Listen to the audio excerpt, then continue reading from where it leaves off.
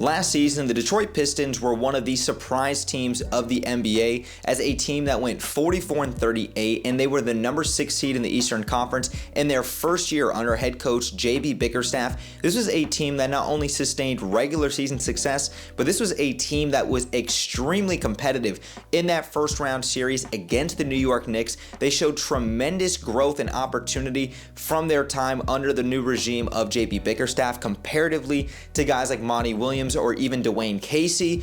I really loved the way that this Pistons team grew last year. I thought you saw a lot of pieces coming together, and now I believe with another year of growth and development under Bickerstaff and with more chemistry and continuity and guys getting healthy, that this team could really ascend into one of the better teams in the Eastern Conference, especially in a conference that is going to be wide open without Jason Tatum, no Damian Lillard, no Tyrese Halliburton. And just to really quickly put into its proper perspective just how impressive this Pistons team was last year, this is an organization that not only made the playoffs for the first time since the 2019 postseason, but this is a team that won their first playoff game since the 2008 postseason, where they had gone all the way to the conference finals and lost in 6 games to the Boston Celtics. This was such an impressive season last year for the Detroit Pistons, and I expect them to continue to work their way up, build that chemistry and continuity, and this is going to be a team right there in the thick of things in the Eastern Conference next year. So now when we talk about this Pistons team, let's just go ahead and briefly go over some of their offseason moves that their front office made, from the guys that they lost in free agency, sign and trades, players that they've re-signed, etc. When you talk about their offseason losses, they lost Malik Beasley to free agency or potentially gambling. I will say that Malik Beasley seems like a great individual. Obviously, he was just a catch and shoot away from potentially forcing a Game 7 versus the New York Knicks. I hope whatever it is that's going on with Malik Beasley, I hope that he can be found innocent until proven guilty. I hope that Malik Beasley figures his way throughout all of this, but the evidence does look very damning against him, and I just hope that whatever happens with Malik Beasley, he can get it figured out, because this man was on the brink of a brand new contract before all of these reports had came out. But moving on with more offseason moves from the Detroit Pistons in terms of their losses, they had that sign and trade with the Miami Heat, sending Simone Fontecchio to the Heat in exchange for Duncan Robinson, somebody we'll talk about a little bit later on. They had lost Tim Hardaway Jr. in free agency to the Denver Nuggets, Dennis Schroeder in that sign and trade with the Sacramento Kings, and Lindy Waters III in free agency to the San Antonio Spurs. They made sure to re-sign Paul Reed to a 2-year, $10.9 million contract, continuing to solidify the inside at that center position alongside Isaiah Stewart and Jalen Duren. And then in free agency, they went ahead and they got Duncan Robinson in that sign and trade for Simone Fontecchio. They gave Duncan Robinson a 3-year, $48 million contract. They also signed Karis LeVert to a 2-year, $29 million contract, a player who played extremely well in the back half of last season with the Atlanta Hawks after that trade in February that had sent him from Cleveland to Atlanta. And they also added Chaz Lanier with the 37th overall pick in this year's draft.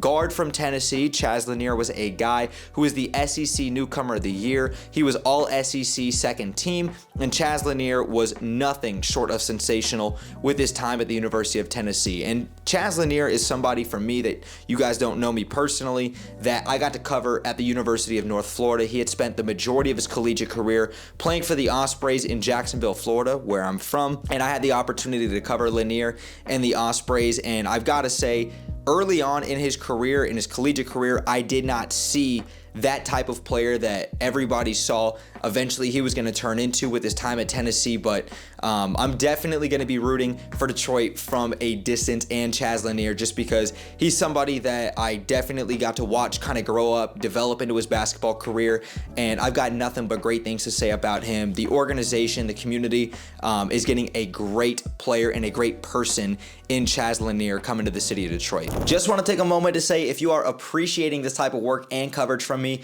the best and easiest way to support me is by liking, commenting, and subscribing down below.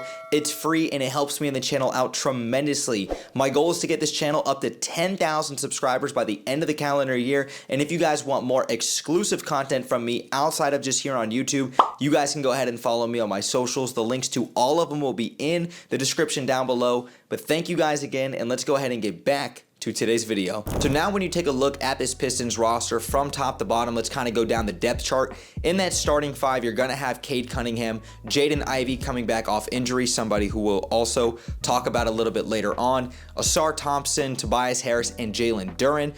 Off the bench, you're going to have Marcus Sasser, Karis LeVert, Duncan Robinson, Ron Holland, and Isaiah Stewart. And then if you go a little bit further down into the depth chart, you're going to have Chaz Lanier and Paul Reed. Now with that starting five, I do like the pieces that they have there. Obviously, Cade Cunningham being the young budding superstar in that group, a guy who was an all-star for the first time in his career last year, a guy who made All-NBA, third team it was, I believe. And Cade Cunningham is one of those guys that I believe is a top 15 to 20 player in this game. If you expect him to take another step forward this year, Cade Cunningham's going to really solidify himself as a young emerging superstar that's probably going to put himself into that top 15, top 10 conversation very soon. Jaden Ivey, a guy who was playing extremely well prior to him going down with that fibula injury, an absolutely nasty, scary injury that we all remember he had sustained. I believe it was on New Year's Day versus the Orlando Magic. Jaden Ivey was playing some terrific basketball. I mean, in 30 games prior to him going down with injury, Jaden Ivey was averaging career highs across the board,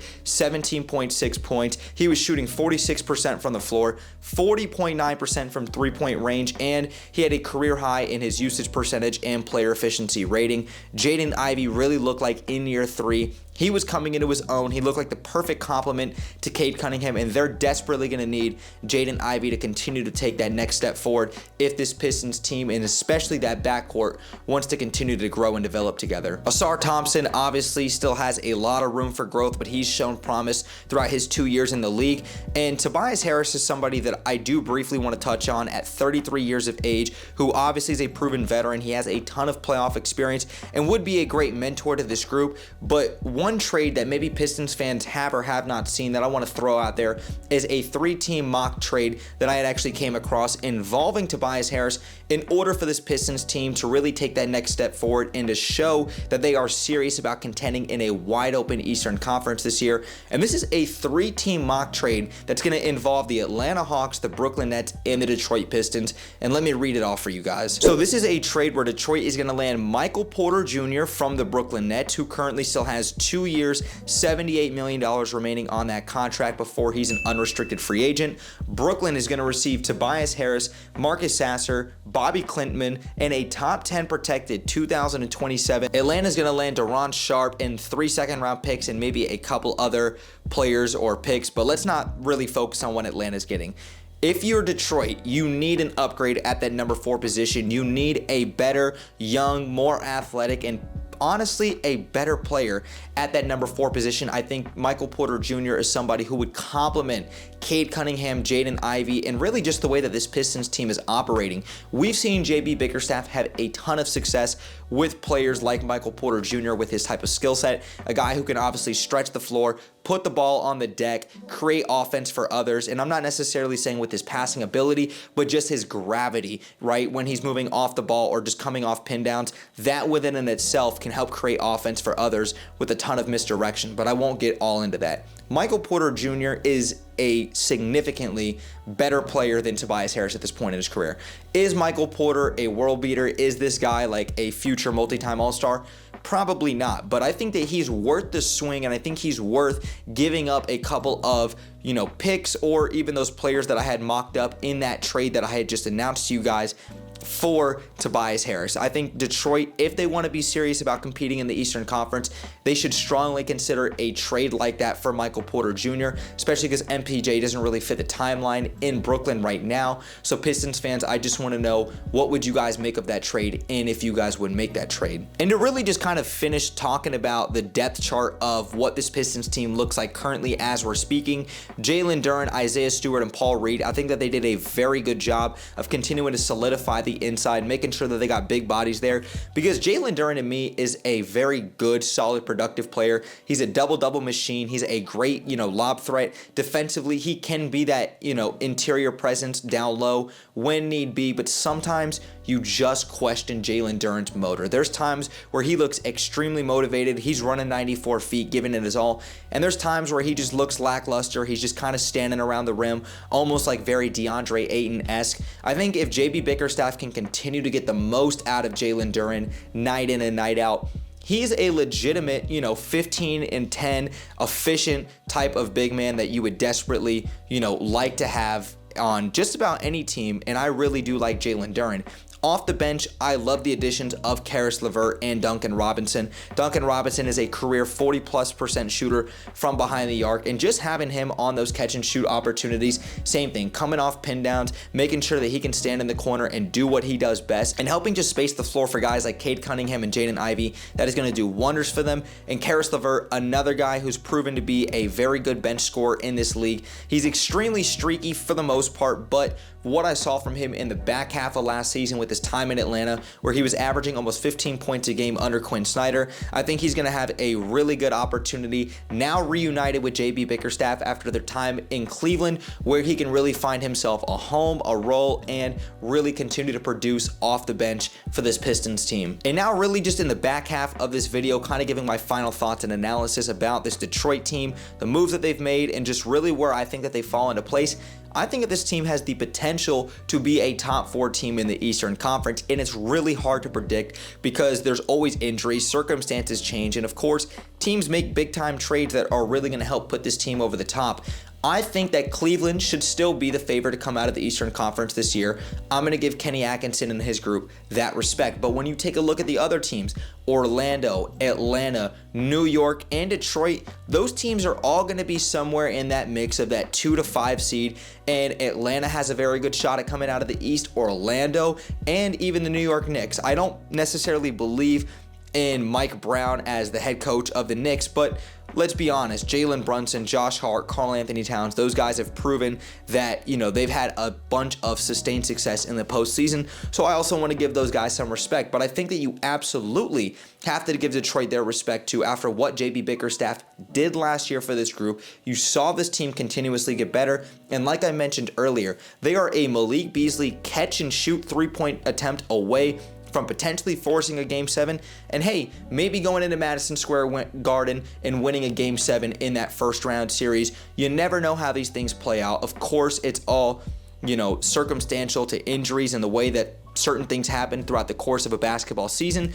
But people are summarily dismissing this Detroit team, which I just don't understand. I think that if they're healthy and they continue to get hot at the right time and Cade Cunningham takes that next step and they maybe make a trade for a Michael Porter Jr., this team is absolutely 8-9 guys deep into the rotation where they could really make some noise in the Eastern Conference. And I think that they should absolutely be right there in the mix with those other teams that I mentioned. And the last thing that I really want to say about this video is if the Pistons continue to be a top 4, top 5 seed in the Eastern Conference next year, I would absolutely love to watch a first or second round series of Cade Cunningham going up against Paolo Banchero, 2 young budding superstars in this game, 2 guys with very similar skill sets in terms of the way that they like to work out of the mid-range. They obviously get others involved, and just the gravity that those guys have on the offensive end and their ability to, dish and create for others.